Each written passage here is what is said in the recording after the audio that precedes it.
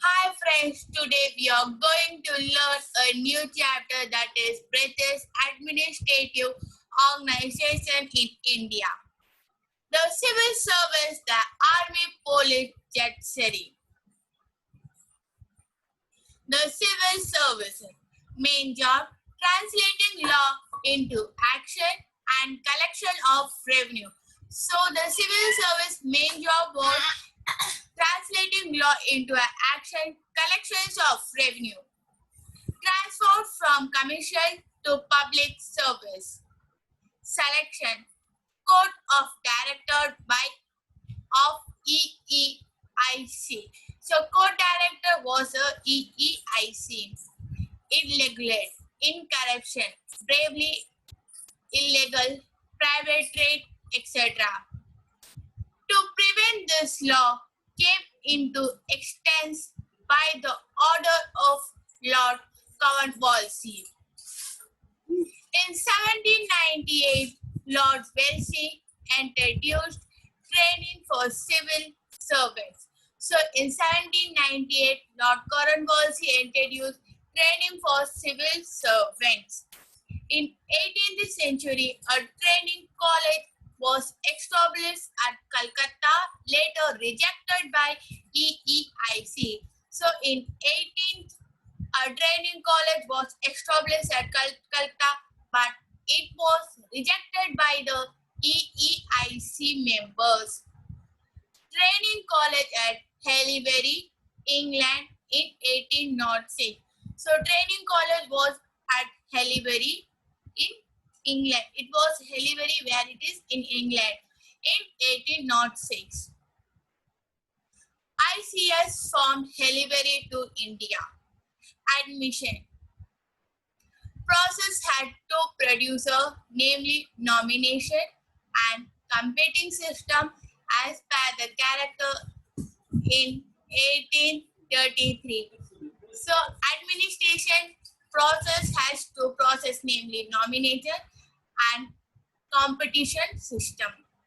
In 1853, open computer exam was introduced. So in 1853, computer exam was introduced. Government of India had confirmed the same in 1858. So Government of India was confirmed the same in 1858. Age limit for computer exam 23 as per Haileybury was abolished and reduced to 21, 22 and 19th year step by step. So they have read 3 years, that is 19, 20 and 21st. Indian Civil Service Act in 1869. So Indian Civil Service was acted in the year 1869. Indian Civil Service Act was passed by the British in the year 1861. So Indian Civil Service was passed by the British government in the year 1861. British Parliament decided ICS officers in India. So British Parliament decided ICS officers in India. So they are taking all the members from the Indian people only. Since it was a costly affair, only rich could get ICS training. So it was not belongs to a poor, only richest can give a costly training for a ICS. Satyendranath Tagore was the first ICS of India in the year 1863. Satyendranath Tagore is only the first man for ICS of India in the year 1863. He is followed by the Surendranath Banerjee, Ramesh Chandra Dutta and Birla Gupta in 1869. So he is followed by the 4 members, that is Surendra Banerjee, Ramesh Chandra Dutta and Birla Gupta in the year 1869. ICS work in progress. Some alignments were made in Indian civil service sector like age limit was fixed 21 to 23 in 1892. So the age of becoming ICS training, that one 21 year to 23. If you are age of 22 to 21 to 23, you can become the member of the ICS. Royal Commission of a Public Service was appointed in 1912 under the chairmanship of Lord Islington. So, Royal Commission on a Public Service appointed in 1912 under the chairmanship of Lord Islington. The community consists of two Indian members, G.K. Gokula and Sir Abdur Rahim, plus for English. So the community consists of two Indians, that is G.K. Gokul and Sir Abdur Rahim. Reported on the commission was published in 1730. Later, the civil service was Indianised. Introduction of IAS, IPS and IFS. Now we are going to see the introduction part of IAS, IPS and IFS. In 1980, Montagu and Lord Chelmsford recommended 33% of Indian for training and to increase the same gradually. In 1923, ICS was split into three wings, namely IAS, IPS and IFS, controlled by the Secretary of the State. So after, in the year 1623, ICS was split into three ways, that is IAS, IPS and IFS, to control the Secretary of the state. So they want to control one of the states. So they have divided ICS into three categories. Lee Communication recommended establishment of Public Services Commission. In 1935, Federal Public Service Commission at Central and Provisional Public Service Communication was established at provincial level. After independence, India renamed it as Union Public Service Communication, UPSC. So UPSC full form is Union Public Service Communication. So the armies. The second important pillars of administrative system was the army. India was recruited only for sepoy soldiers cadre. They were disciplined by European military standard. So India's army was disciplined by the European military standards. Three regiments: Bombay, Bengal and Madras. So three regiments, that is Bombay, Bengal and Madras. Provision of high salary and allowance attract many Indians. So they have put in many more than salaries. So if you're getting many salaries, we used to go for the army.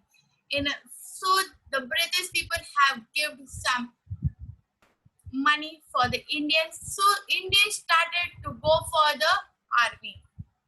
Many Indians were attached for the army. In 1857, 86% the company army was in India. So in 1857, 86% of the company army was Indian. So 86%. In 100%, 86% of members of the Indians. After the revolt of 1858, many changes occurred in Indian army. So after the revolt of 1858, many changes were occurred in Indian army. Next one is we are going to see the topic about the police. Police service was mainly for security purpose. So we know that police is for purpose of secretary. If you are having any complaints, you used to go directly by the police. Small cases is solved by the police. The Mughal had police at various levels: Farjadar state, Sarkar district, Kotwals towns, village. watchmen, jamidars. So the Mughals had police at various levels. So when the Mughal was in India, they have kept the police in a different level. Regular police forces was created by Lord Cornwallis in 1791. Then headed by Rago and village headed by Chaukidars. So the small village was held by the Chaukidars.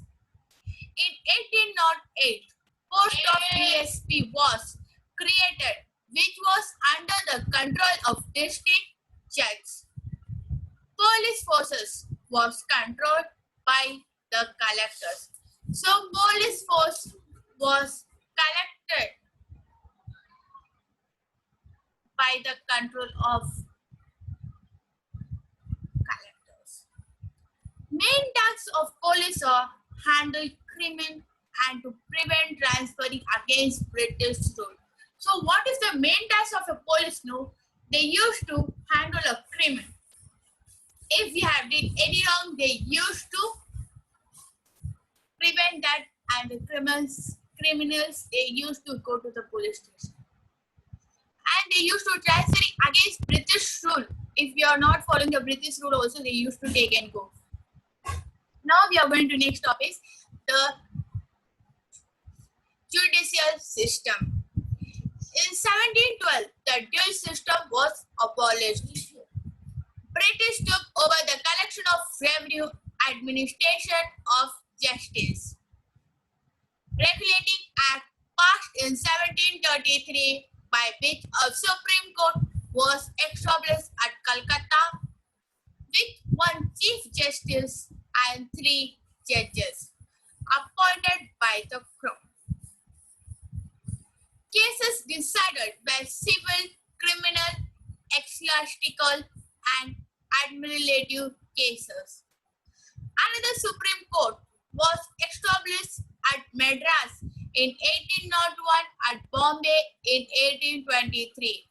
So one of the another Supreme Court was second was established at the year 1801 in Madras. Then third one was established in Bombay in the year 1823. In 1832, Indian Law Commission was established. So in 1832, Indian Law Commission was established. Judiciary system was introduced by William Bentinck. Supreme Court was renamed as High Court in Kolkata, Madras and Bombay according to the High Court Act in 1861. So kindly remember the year which have been mentioned. This year was very, very important. Thank you. If you like our videos, please share it and subscribe.